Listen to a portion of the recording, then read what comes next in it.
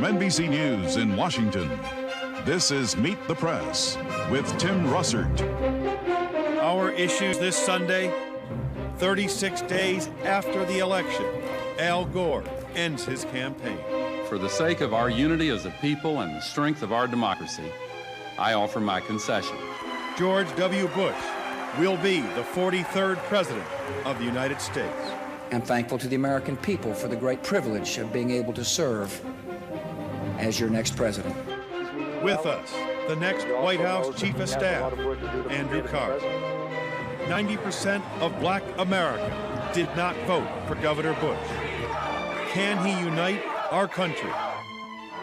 With us, the Reverend Jesse Lewis Jackson. Will President Bush be able to break the gridlock in Congress? We'll ask the Republican leader of the U.S. Senate, Trent Lott, the Democratic leader of the House of Representatives, Dick Gephardt. Lott and Gephardt square off. And who will be the Time Magazine Person of the Year 2000? Time Magazine's managing editor, Walter Isaacson, will make that announcement right here on Meet the Press. But first, joining us now, the White House Chief of Staff for the incoming Bush administration, Andrew Card. Mr. Card, welcome. Good to be with you, Tim. Thank you. Can we hear Mr. Card, please? This is Andy Card. Tim, I can hear you. There we go. Good to be with you. Thank you very much. Tomorrow, the Electoral College will meet. Everyone expects there'll be 271 Bush votes for George W. Bush, 267 for Al Gore. Are you absolutely certain that vote will occur as hoped for? Yes, I am. I think George W. Bush will be the president-elect after the Electoral College meets, which means he'll be the president of the United States at noontime on January 20th. Have you contacted every Bush elector?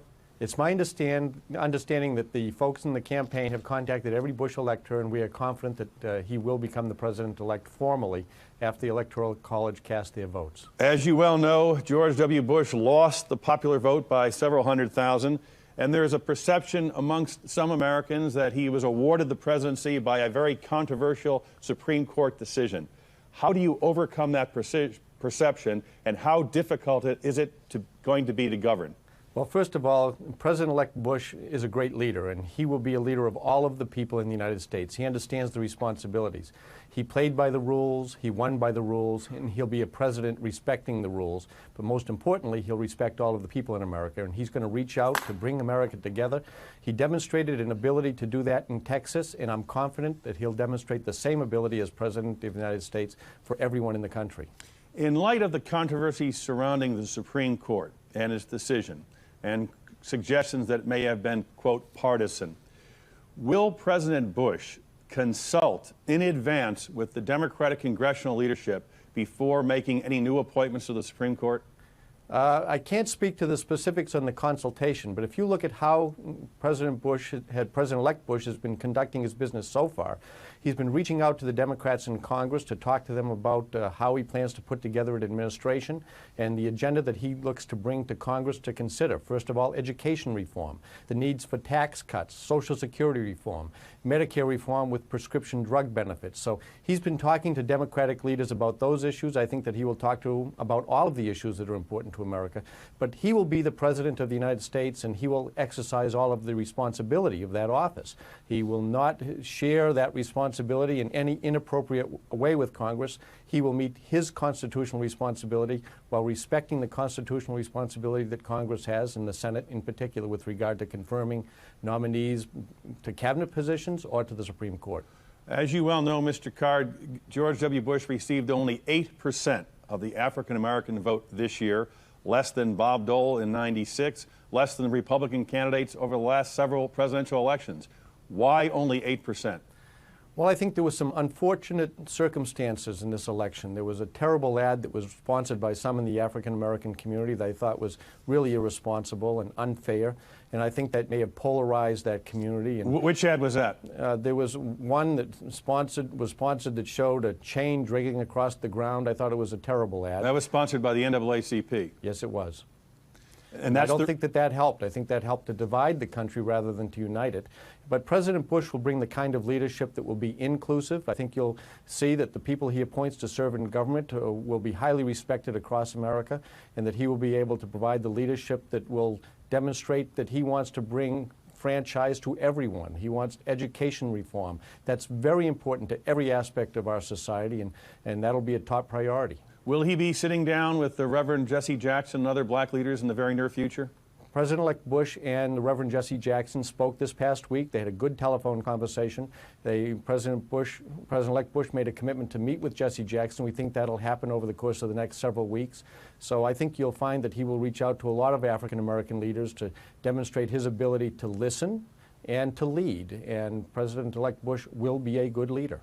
Will one of the first priorities of a Bush administration be an election reform package?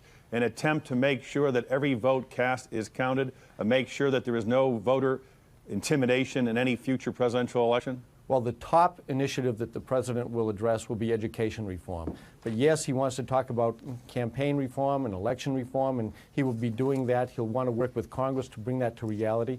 I would point out that Governor Jeb Bush in Florida has already started the process of election reform in that state, and other governors are talking about it. President-elect Bush is committed to bringing real reform to a number of areas, education, as I mentioned, Social Security, Medicare, and prescription drugs, and I think he'll be looking at election reform as well. You mentioned education. As you know, the Sixth Circuit Court of Appeals struck down a voucher program for Cleveland. Vouchers lost on the ballot in California and Michigan. In light of that, pending a Supreme Court review, will President-elect Bush deter from putting vouchers as part of his education reform plan? Well, first of all, he is committed to leaving no child behind. So he will call for accountability in our schools and accountability with our teachers so that children really do have an opportunity to learn.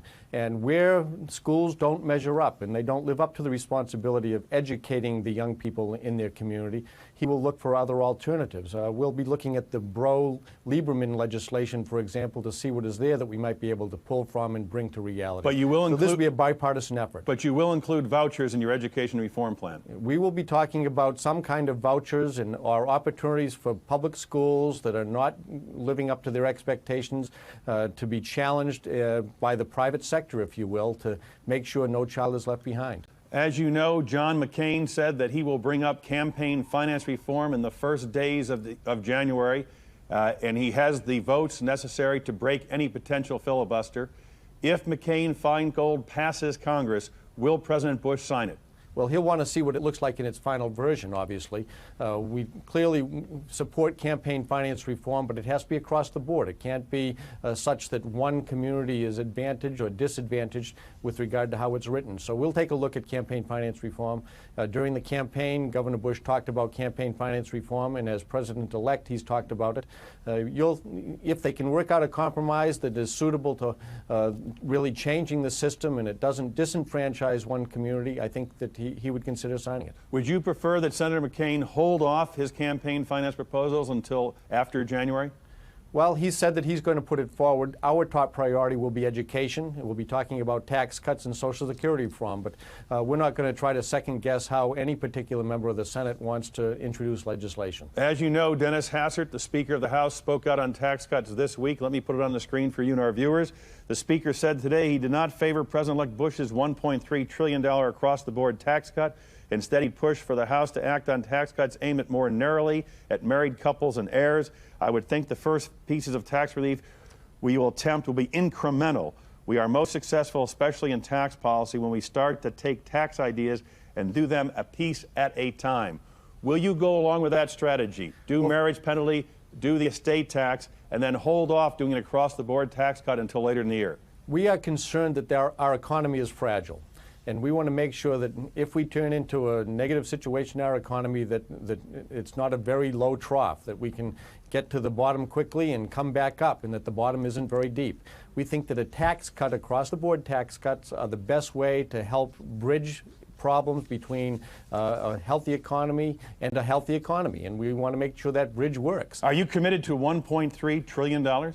We would like to see a $1.3 trillion tax cut put in place for all of the people across America, and we'll be working toward that goal. We'll work with Congress to come up with a strategy that would best put that plan into practice, but yes, we are committed to it. As you know, the Republican whip of the House, Tom DeLay, has spoken out. Let me show you what he said. Finally, the Republican Party is the majority party of the country. The things we dreamed about, we can now do unfettered. One of the things Mr. DeLay has dreamed about and talked about is a constitutional amendment to ban all abortions, period. Will you be supportive of such legislation? Well, I think it's going to be very difficult to have a constitutional amendment with regard to the abortion question, but there is no doubt that Governor Bush is pro-life, and he'll work with Congress to see what can happen there, but I think that debate is probably going to be a little premature. The first things we'll be focusing on will be education, Social Security reform, prescription drugs for our seniors, and Medicare reform, and we'll be talking about campaign and election reform. As you know, one of the first issues you may have to deal with is a potential indictment of President Clinton. The independent counsel is looking at that. If in fact that occurred, in order to heal the nation, would President Bush consider pardoning President Clinton? Tim, I think it's premature to discuss that scenario. You had a lot of ifs in there, so let's see what happens. Is there a deliberate attempt by the Bush presidency in the transition phase by appointing Colin Powell, Secretary of State, first African-American in that position, Condoleezza Rice, the first woman, happens to be black, as National Security Advisor, Alex Gonzalez, the first Latino to be White House counsel, an attempt to symbolically reach out to minorities across the country? There's nothing symbolic about this cabinet. When you see it put together, this is about leading America and reflecting the principles that Governor Bush and President Bush will bring to office. So this is not symbolic. This is doing the serious business of government and the executive branch, and President-elect Bush has identified the very best people to help in his administration. Andrew Card, we thank you very much for joining us. We look forward to having you back on a regular basis here while you're Chief of Staff of the Bush presidency. Thank you, Tim. And with us now, the Reverend Jesse Jackson. Welcome. Good morning. Nice to have you here, sir. Yes, sir. Let me go right to it. On Wednesday, the day after the Supreme Court, Reverend Jackson spoke out to the country, and this is what he had to say. The right-wing Supreme Court subsidized this illegitimacy at one of its low moments. The election was essentially taken and stolen. You must get your votes in the public booth, not the private chambers of judges who are your political allies. Illegitimacy, taken, stolen election. Those are very harsh words. Well, I'm rather convinced of it, too. I think in the coming days, what is painful is that one news organization will perhaps find in one county where in the ballots that were punched twice that intentionally they covered them up and those votes were lost. It's a matter of days, really. Where's that? In Florida, and let's wait until it comes out. You're talking voter fraud. Indeed talking voter fraud. Because there have been no allegations of voter fraud thus far. Well, just wait. And, of course, the Miami Herald and the West Palm Post are competing with each other to see who will be able to count the 10,500 uncounted votes in Miami-Dade. My point is, Tim, that you can afford to lose an election. You cannot afford to have your franchise taken away. And of those thousands of voters that were discounted, undercounted, about 80% were African American. It suggests that they were targeted. It suggests that Section 2 of the Voting Rights Act was not enforced on that day, or that you had in those areas the oldest, most dysfunctional machines. You had the most case of police intimidation. You had the most case of not enough affidavits, people standing in long lines, polls closed on them. The Attorney General is looking into that, Reverend Jackson, and she says she has not found any evidence yet. The Attorney General's, one of her finest moments was the pursuit of justice for Elian. The Department of Justice has not pursued voter right fraud and intimidation in the Florida way she pursued the case for Elian. There are 6 counties in Florida that are under Section 2 of the Voting Rights Act, Section 2, but there were no monitors there. In these last 6 weeks of drama, the Department of Justice has been woefully absent. They have not done their job to protect the voter. So while the political campaign is over, the civil rights struggle to protect the franchise of our vote will continue. The week of Dr. King's birthday, January 15 through 20, you're going to see all these King celebrations will be about count the vote rallies. and voter registration rallies and finding out by supporting the U.S. Civil Rights Commission just what went wrong in Florida to, in fact, leave our franchise unprotected. Will you end those demonstrations by January 20th, Inauguration Day, and embrace George W. Bush as the president of all people? Well, he will be the president of all people if he is inaugurated on January the 20th. That is not the real question, because I communicate with him, because I think that even in a democracy, when you agree to agree or disagree, you must be civil. But these issues of legitimacy remain with all of us. I mean, suppose it comes out in the next few days that when the Post and Miami Herald and Post determined that Gore got the most Florida votes as well as the most national votes, that there's some evidence of fraud.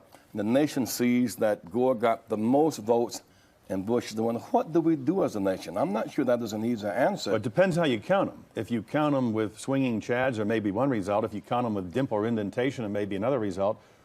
So no one really knows. But now that is the real question. The Supreme Court stopped the count, and we deserve to know. I mean, the Supreme Court of Florida said count. Mrs. Harris said clock. Went to the Supreme Court, they said remand. The Supreme Court of Florida said count. The Supreme Court said delay. Delay meant deny and therefore discount. So in many ways, the Supreme Court was one of its lowest moments, one of those 1857, 1896 moments. The Supreme Court essentially crowned a president, putting him in an awkward position, but leaving tremendous distrust for that significant institution. I want to ask you about that, because this is what your son, Jesse Jr., the congressman, had to say, and he said it very bluntly. What we have just witnessed is a Supreme Court that was used as a willing tool of the Bush campaign. Do you believe that? I'm convinced that is true, because, I mean, they went, when the Supreme Court of Florida said count the vote, they went to the extraordinary effort of stopping a vote on a Saturday, delaying the count until the next Monday, and then after it delayed 4 days of counting, then they said, the state Supreme Court, you can count, but you don't have time to count. But wait. 7 of the justices said that any count that would have occurred would have been unconstitutional, a violation of due process. There had to be a single standard. You couldn't just do the count the way they were doing it. But you can't have a single count in Florida when you have 6 or 7 counters with 6 or 7 standards. If this were football, where the playing field is even, rules are public, and the goals are clear, and every referee's had on independent uniforms. You cannot have a referee with a uniform of one of the teams. And so you have one set of ballots in Duval County where they withheld 27,000 until after the protest. 18,000 black votes were thrown away. You have another ballot in West Palm. So while they were arguing equal protection, we must also argue equal opportunity. The equal protection is a roof. Without equal opportunity, there is, in fact, no foundation. Let me show you what Clarence Thomas, a justice of the Supreme Court, said on Wednesday, the day after the decision, about politics in the Supreme Court. Here it is. That's why I plead with you that whatever you do, don't try to apply the rules of the political world to this institution. They do not apply. It's the last political act we engage in is confirmation. That is the last act. And I have yet to hear any discussion in 9 years of partisan politics among the members of the court. Justice Thomas couldn't be clearer. No politics. Yeah, but none of us really believe what he just said. Does it matter to him that 8,000 Floridians received, the names were taken from the rolls and they were called felons, and none of them were felons? All were misdemeanor, 80% were African American. Does it matter to him or any of them that 80% of those are behind those chads with the faces of African Americans from Liberty City to Tallahassee? Students at Florida A&M, at Bethune-Cookman, at Edward Waters went to vote with the voter registration card in their hands and told your names are not on the polls. Does it really matter that the Voting Rights Act of '65 was violated and trampled upon that day, and that trampling created in fact by default a discount of votes, a president? That matters. You can afford to lose a campaign. You cannot afford to lose your franchise. That's when there'll be a lot of direct action, because we want our franchise protected. But it wasn't just Justice Thomas. Look at what Justice Leander Shaw Jr. Now, he is a liberal Democrat, African American, on the Florida Supreme Court. Even if such a recount were possible, speed would come at the expense of accuracy, and it would be difficult to put any faith or credibility in a vote total achieved under such chaotic conditions. And Stephen Breyer, Democrat, appointed by Clinton, worked for Ted Kennedy. The majority's concern, the absence of a uniform specific standard to guide the recounts, does implicate principles of fundamental fairness, since the use of different standards could favor one or the other of the candidates. I agree that in these very special circumstances, basic principles of fairness should have counseled the adoption of a uniform standard to address the problem. Tim, in a democracy, you must put fairness and accuracy as higher virtues than speed. So these artificial deadlines, like stop the vote at 5 p.m., was not as important as count the vote. That's the common theme here. But these are black liberals, white liberals, Democrats who are saying they disagree with you. Well, they have the right to disagree, but I have the right to assert that when you look at who the machinery broke down, who had the worst machines, who had the dysfunctional telephone lines, who faced police intimidation, who could not get support in the booth when they were language challenged as the Haitians were. I say that the Department of Justice did not do its job that day. It's interesting that in the case of Seminole and Martin, where there was violations of the law, the judges said, count intent. Don't put the burden on the voter. But in West Palm and in Miami-Dade, they say intent's not the issue, results are the issue. You can't get a fork the road and choose the fork. Now, I'm impressed with his putting African-American personalities in the court. That's a good thing. Mr. Powell, a credible man. He gives the military experience, the foreign policy experience Mr. Bush does not have. But that is not a substitute for public policy, affirmative action, and budget priorities. The predicament Mr. Powell may very well have, he will go to the Secretary of State. He supports affirmative action. Can he implement affirmative action in the State Department? That is his belief, but that's not policy. Will he allow the bridge that brought him across affirmative action? He came out of the affirmative action pool of Jimmy Carter. Will Bush burn the bridge that brought Mr. Powell across? But you're not questioning that Colin Powell is nothing but a merit appointment. He is merit. The point is, affirmative action appointments are all merit. The fact is, no one wants a pilot to fly who is unqualified to fly. What happened in the case of Mr. Powell, under Jimmy Carter, President Jimmy Carter, they expanded the pool. They didn't lower the bar, and out of that pool came Mr. Powell. Without the affirmative action pool, we would not know the genius of Colin Powell. So we should not risk burning the bridge that brought such a genius across. Let me show you and our audience what Colin Powell had to say yesterday when he was designated the next Secretary of State. And finally, I would just like to note that in the newspaper stories that will be written about this occasion, they will say that Colin Powell, the first African American to ever hold the position of Secretary of State. And I'm glad they will say that, and I want it repeated. I want it repeated because I hope it will give inspiration to young African Americans coming along, but beyond that, all young Americans coming along. That no matter where you began in this society, with hard work and with dedication and with the opportunities that are presented by this society, there are no limitations upon you. And it's not just Colin Powell. Let me show you Condoleezza Rice. I'll put her on the screen. Black woman, going to be the National Security Advisor. And the White House counsel, first time in Hispanic, Al Gonzalez. As much as Democrats will say, hey, well, you know, the fact is, a black Secretary of State, a black National Security Advisor, Hispanic White House counsel. Democrats had the presidency and never did anything like that. And that's the good news. But Colin Powell comes out of a policy. That was just a light bulb, sorry. Colin Powell comes out of a policy of affirmative action and equal opportunity. Now, will the policy that made the way possible for Colin Powell be extended to the next generation? Surely he is qualified. Condoleezza Rice is qualified. Gonzalez is qualified.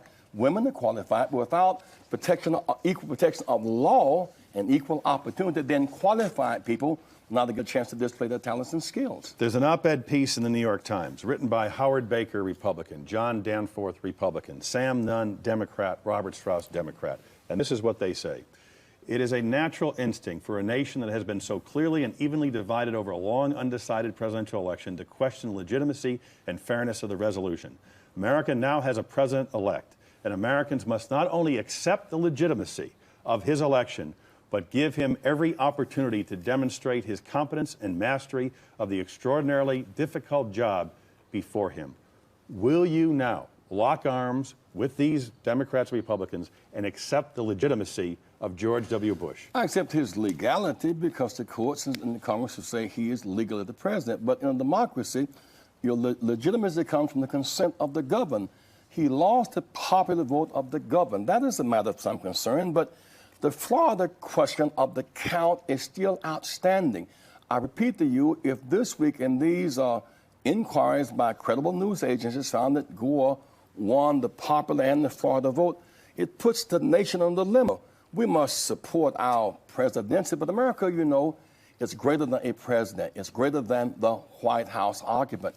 And so our national interest compels me to say, I'll work with the president. On the other hand, we must resolve this matter of legitimacy because a democracy must be open, free, and fair. And I said this in closing, Tim, that while I'm impressed with these candidates because these are very qualified people, we must judge a presidency by budget priorities and must judge it by its public policy. And that policy must be inclusion of all Americans. You can't leave New America behind. I heard the chief of staff say if he finds there are some schools that are not working well, then you move on the vouchers. If they're not working well, don't leave them behind. Lift them up. Leave no child behind. Vouchers will not help those who are left behind. Include all of America's children. Appalachia, the Delta, the Ozarks, Blue Ridge, Chicago. Include all of us in public policy and in budget priorities, and indeed, leave no American. I hope that he will early on deal with supporting the U.S. Civil Rights Commission study into Florida. It's important. Election reform, campaign finance reform, and a budget that addresses poverty at the bottom, not just tax cuts at the top. Reverend Jesse Jackson, we thank you for your views. Thank you. Coming next, can George W. Bush really change the tone in Washington? Will Democrats and Republicans in Congress work together? We'll ask Republican leader in the Senate, Trent Lott, Democratic leader in the House, Dick Gephardt. They are next, right here on Meet the Press. Meet the Press is sponsored by Lockheed Martin.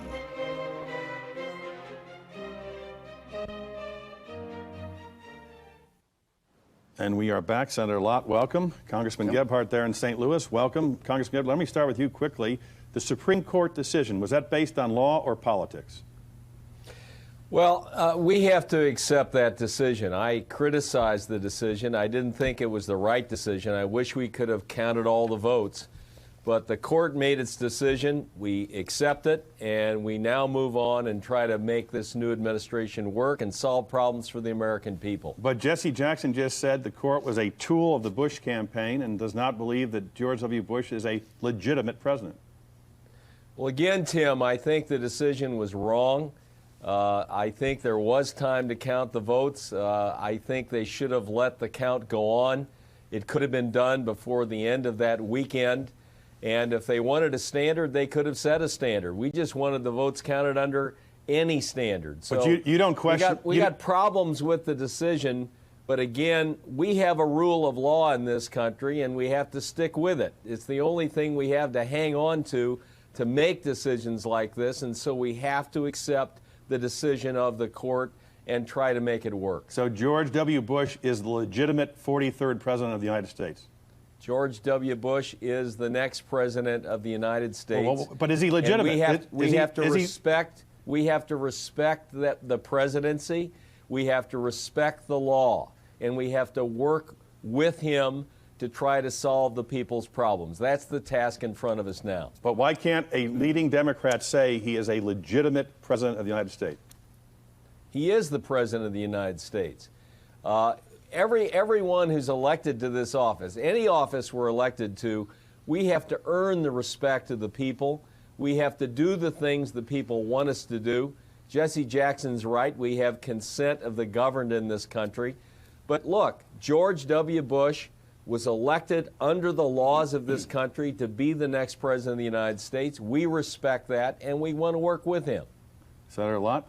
Is there a debate over the legitimacy of George W. Bush as president? No, there's not a debate, and I would hope that all Democrats would follow the example and the leadership exhibited by Vice President Gore in his speech, offering congratulations and concession to George W. Bush. He was very helpful in what he said. He said he'd do everything to help Governor Bush bring America together. He went on to say that we should recognize that which unites us is greater than that which divides us. He said the right things, and I think it would serve the country well if all of us, Republican and Democrat, would follow that example. Let me turn to the agenda in Congress. John McCain, your old friend from Arizona, has said that he will move campaign finance reform in the early weeks of January. Let me show you what he said in August. I and other advocates of campaign finance reform will tie up the United States Senate next year. We will have blood all over the floor of the Senate until we accede to the demands now, not the wishes, the demands of the American people to be represented in Washington again. He says he has 60 votes. He can break a filibuster. Will Senator McCain achieve success and win his vote in the U.S. Senate in January? Well, I would think that President-elect George W. Bush might want to have a little input on what the agenda might be and the schedule, and I'd like to be a party to that, too. We've got a lot of important work to do. John McCain will have his day, and campaign finance and election reform will be high on everybody's agenda. Will it happen in January? You know, that remains to be seen. The primary focus in January will be for us to get started and hearings and confirmations. This new president is going to need to have a cabinet and sub-cabinet positions, and important agencies are going to have to be filled. So that's where the focus will be. But I tell you what I advocate or would suggest to President-elect Bush is something akin to the old Green Bay sweep. Tim, being a big football fan, you'll appreciate that. It was notable for its simplicity, for its fundamentals and no frills.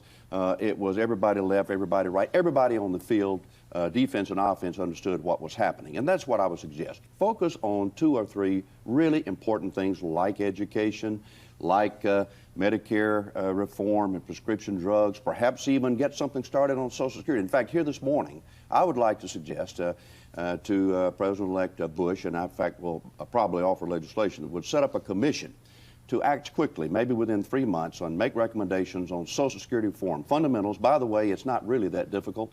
Take Pat Moynihan and Bill Roth and maybe Howard Baker, Bob Dole, Max Baucus, have a commission report to us quickly, and we could have very strong, fundamental Social Security reform that could stretch out its solvency for 75 years, and we could do it in the first 6 months. But how many commissions have there been on Social Security, and their final product is put in the drawer forever? Well, as a matter of fact, the last time we had Social Security reform, it was as a result of a commission and expedited procedures. It worked. But there's been 2 commissions since then. Well, we've got to find a way to deal with this, Tim, and I think we can do it. But my point is, go and there are other things, obviously, strong national defense, tax cuts. Let me talk about tax cuts, because tax cuts are important. Speaker Hassert said, let's do repeal of marriage penalty, let's do repeal of estate tax incrementally before we get to an across-the-board tax cut. You like that strategy? Well, he was talking about procedure, and I'm sure the Speaker is going to want to consult with President-elect Bush and develop a strategy for dealing with that. I know the Speaker well enough to know that substantively he is for making the tax code fairer with things like eliminating the marriage penalty tax, but also he supports across-the-board tax rate cuts, which will be better for the economy. It's a question of how do you get it done, and that's what he was just suggesting. Are you wedded to the $1.3 trillion tax cut? You like that number? The number's fine. We may conclude it can't be quite that much, or we may conclude, as a matter of fact, as a result of what's available, overpayments by the taxpayers of America and the economy, we might want to come up with a plan that's even more. There's no magic to that exact number. The magic is to how you do it that helps the most people and helps the economy grow. Congressman Gephardt, let me bring you in here. Senator Lott just floated an idea of having a Social Security Commission headed by Pat Moynihan and Bob Dole come back in 4 months with hard decisions made and recommendations to the Congress and the President. Can you buy that? I think it's fine to have a Social Security Commission. We've had them in the past. As Trent said, sometimes they worked, sometimes they didn't.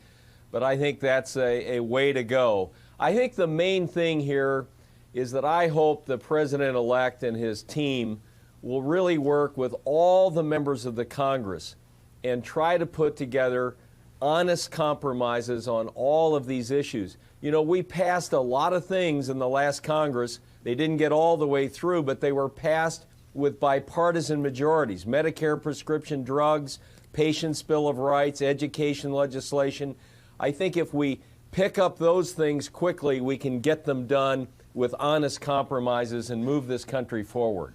Senator Lott mentioned tax cuts. Speaker Hassert, your Republican colleague there in the House, said move on marriage penalty repeal, move on estate tax repeal, and then go into an across-the-board tax cut. President Bush wants $1.3 trillion. Can you buy into repeal of marriage penalty, repeal of estate tax, across-the-board tax cut of the magnitude of $1.3 trillion? Well, I think we got to change the marriage penalty. We got to get rid of the marriage penalty. We do need to lower the estate tax, in many cases dramatically. I don't think a repeal is in order. Again, we have alternatives that we would like to talk with the administration about. We'd like to be included in discussions. We're willing to compromise, come fully halfway on those issues. There are other tax cuts that we feel strongly about for long-term care, for child care, for college tuition, that we think ought to be taken up as well. I hope that we will do it in serial form.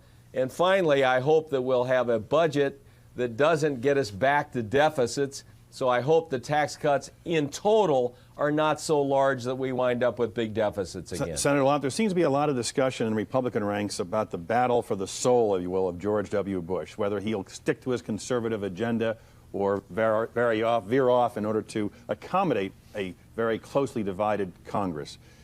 People like Governor Tom Ridge of Pennsylvania, Governor Christie Todd Whitman of New Jersey, moderate Republicans as they are described, are already being challenged by conservative Republicans saying they are not eligible for the Bush cabinet because they're not sufficiently conservative. Do you buy into that? No, I don't buy into that. I know, I think, how George W. Bush really feels when he says he's a compassionate conservative. I believe that. I believe he is fundamentally conservative. I think he will stick to those principles, but I do think he also cares mightily about the children of America and having quality education, and the truck driver in Buckatona, Mississippi that's having trouble making it because of the uncertainty of energy and increasing energy prices. And I think inside, George W. Bush is a good man. With regard to Tom Ridge and Christine Todd Whitman, they're both outstanding governors. There would be some places I would prefer that they not be put, but there are places... Where wouldn't they belong? Well, you know, I don't know what they might be being considered for, but Tom Ridge has been a good leader in Pennsylvania in education. I, in fact, attended a charter school with him. He was magnificent. How about the Pentagon? I have other preferences there. I think former Senator Dan Coates from Indiana would be an excellent choice there. And there are others that would be considered. I wouldn't presume to try to, suggest who he might put there. But my point is, I think there are several places where Tom Ridge and Christie Whitman, who are outstanding people and governors, can be helpful to this administration. They are confirmable, even though absolutely. Even though they are in favor of abortion rights. Absolutely. I think it might be a problem in some particular positions, but none at all in others. Congressman Gephardt, you have a Republican president appointing Secretary of State Colin Powell, African-American. Condoleezza Rice, National Security Advisor, woman, African-American. Alex Gonzalez, Latino, White House counsel. It is something historic. Democratic presidents never did that. Why? Well, there's always first. I commend the president-elect for making these appointments. They're good appointments. We had many minorities, African Americans, Hispanic Americans in the Clinton cabinet, and I'm sure there will be many more in the future. This is the way that we ought to be moving. We need to be inclusive. We need everybody at the table. We need to pick the best people, and I think President-elect Bush is trying to do that. But I think the policies that we follow are going to be just as important as the people that are picked. And again, we need honest compromises with everybody at the table, not just cherry-picking a few Democrats to make something look bipartisan, but have an honest negotiation and compromise and getting to the solutions that I think the American people want. Senator Lott, one of your new colleagues, Hillary Clinton, is in the paper. There's the front page of the New York Daily News, Hill's $8 million book bonanza. McCain hints Senate probe. This is how the New York Times dealt with it. Hillary Clinton book advance at $8 million is nearly a record. As reports of the bidding emerged, some government watchdog groups question the propriety of a senator accepting such a large sum from a company that might seek political influence. The nonpartisan Congressional Accountability Project and Common Cause called on Mrs. Clinton to forsake the advance and take only royalties, saying any advance of this size deviated from the industry's customary practices. Are you concerned about Senator-elect Clinton's book deal? You know, Tim, I don't want to get into that. I'm going to have plenty to do working with this new administration, working in the Senate with my colleagues on both sides of the aisle. I look forward to working with Senator-elect Clinton. My meetings with her have been very pleasant. I just don't know enough about what's involved here. I thought that the abuse that Newt Gingrich took a few years ago was uncalled for, and therefore I'm a little bit hesitant to be critical here. But I'm just going to focus on the things that I can deal with and have some control. But the Senate Ethics Committee will have to approve this. Perhaps, you know, it is going to occur. She's not a senator, and it is going to occur, part of it at least, the advance occurs before she becomes a senator. Does that make it different? I don't know. Perhaps so. But I'm not going to start off being critical of her. Do you think the president should pardon Susan McDougal and Webb Hubbell for their activities in the Whitewater situation? Again, I'd want to have advice of counsel, look at all the details of their charge or conviction, what they have served, what it would mean. Generally speaking, I'd be concerned that this would be perceived, in fact, would be sort of a political pardon that might not be justified. But, you know, I would want to look into it carefully. I did go to law school, and the first thing you learn in law school is don't leap out there until you've considered all the ramifications of a legal matter. What about if President Clinton were indicted? Should President Bush pardon him in order to heal the country? I again think that's premature. I don't know that it will come to that, and the next president, George W. Bush, will have to evaluate it, but I don't think we should, you know, at this point, make a determination. I wouldn't even want to make a recommendation at this time. I do want to say to you, Tim, Merry Christmas. I understand they took your magic markers to the Smithsonian Institution. Here's a new group that you can mark on your famous board. I appreciate that. Congressman Gephardt, recalling the grief that Democrats gave Newt Gingrich about his book deal, what are your views about Hillary Clinton's? Well, Tim, I don't know the details. As Trent said, we don't know what it's about. I know other senators have written books and gotten advances, and I'm also understanding that Mrs. Clinton is going to give a lot of the proceeds to charity, as she has done from other books. So I think we got to wait and see all that. I'm sure the Senate has rules that will be followed by Mrs. Clinton. She's going to be a great senator in the state of New York. Last time you were on, you said that Al Gore would probably be the front runner for the 2004 nomination. Will Dick Gephardt run for president in 2004 and challenge Al Gore? Tim, we just got the last election over. My single and only goal now is to solve the problems that the American people want us to solve together with this administration, and to represent my constituents out here in St. Louis to the best of my ability. That's all I'm looking at. I didn't hear no, Congressman. I'm looking, Tim, at what's in front of us, and we got a big plate full of issues in front of us and challenges. That's what I'm going to do, and I know that's what Al Gore is going to do, and all the rest of us in the Democratic side. But you just helped install a very close friend of yours, Terry McAuliffe, as the next Democratic National Committee chairman. Isn't that going to be helpful to you if you run in 2004? Terry McAuliffe is a great person, and he's a good Democrat. He's got all the capabilities you want in someone to be the chair of the party. President Clinton is for him, Vice President Gore is for him, and the congressional leadership is for him. And I think he's going to do a great job in bringing our party forward and getting ready for the elections in 2002. Congressman Gephardt, thank you for joining us. Merry Christmas. Senator Trent Lott, Merry Christmas to you. Thank you, Tim. Is George Bush going to change the tone in Washington? I think he will. He's going to bring a new spirit, a new atmosphere, and I look forward to working with him. And that will include Tom DeLay and Dick Armey and the House leadership as well? Absolutely. He's already reaching out to both sides. The leadership's on both sides, meet with both sides on Monday. Has already been having meetings with Democrats. He's going to be looking to get some good things done for our country and for the children of our country. And we'll be watching. Trent Lott, thank you. Dick Gephardt, thank you. We'll be right back with the announcement of Time Magazine's Person of the Year 2000 with Walter Isaacson, their managing editor. That's pretty nice.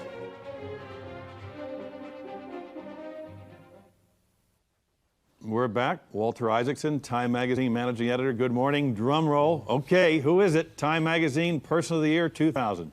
Well, it won't surprise you, Tim, to hear that it's George W. Bush. Not only is he our next president, but he's somebody who has the challenge and the personal traits, I think, to help heal the nation's wounds.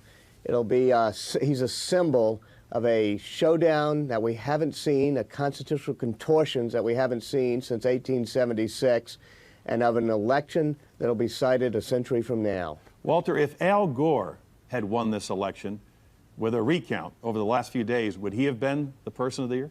Yes.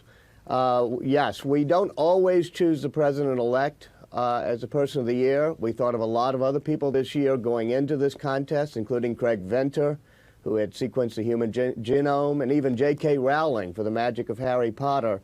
But once you had this historic election contest, you needed a symbol of who would be the next president, a sense of rallying around the next president, but also a symbol of the divisiveness of this contest. And the partisan nature and the need to heal is all part of this thinking that we went into. And I think we would have ended up with whomever had emerged as the victor of this strange contest. 10 years ago, 1990, let me show you the cover of your magazine. The man of the year then was George Bush. Is this the first time a father and son have ever been both Time Persons of the Year? Yes, it is. Unfortunately, Tim, we weren't around for John Quincy Adams or anything like that.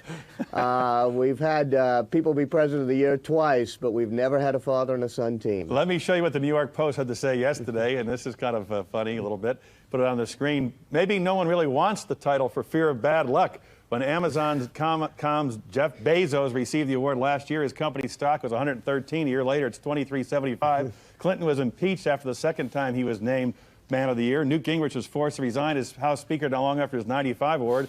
And one of the 93 winners, Yitzhak Rabin, was assassinated the next year. Is there a jinx for Person of the Year?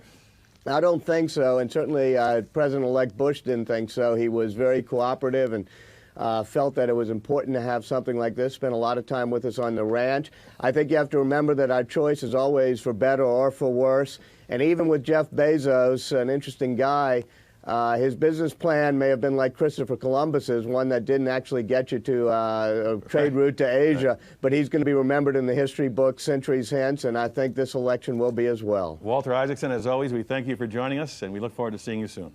Thank you. We'll be right back after this. Meet the Press is sponsored by the Archer Daniels Midland Company, ADM, supermarket to the world. Tonight, a 2-hour special on MSNBC, Days of Doubt, how the White House was one inside story of the 5-week recount battle, with NBC correspondents covering it all at 7 p.m. tonight. That's all for today. We'll be back next week. If it's Sunday, it's Meet the Press.